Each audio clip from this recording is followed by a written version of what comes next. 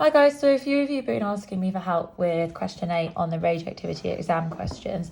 So I'm just going to go through this section where you work out the number of neutrons that are released after the fission reaction has happened. So in this question, let's just have a look at what we've got to begin with. So this U here is our uranium nuclei.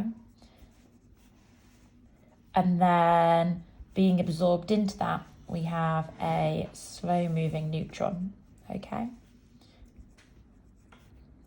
Once the fission process has happened, we're then left with two smaller daughter nuclei. The first of these is barium, and this one's krypton.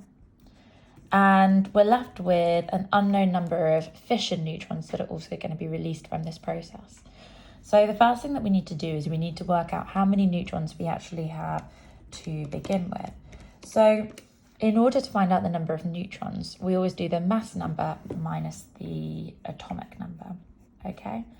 So the number of neutrons equals the mass number minus the atomic number.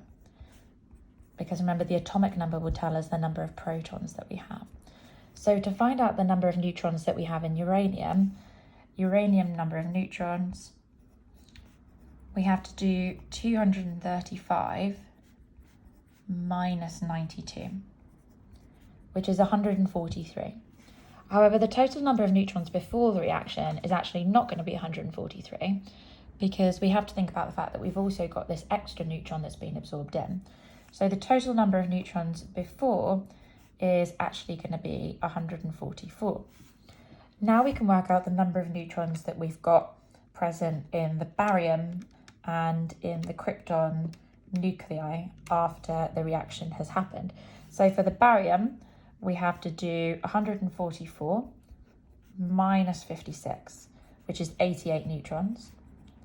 And then for the krypton, we just do something similar. So for the krypton, we're going to do 90 minus 36, which is 54 neutrons.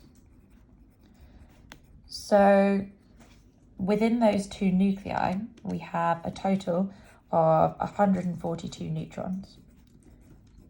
We know that before the reaction we had 144 neutrons.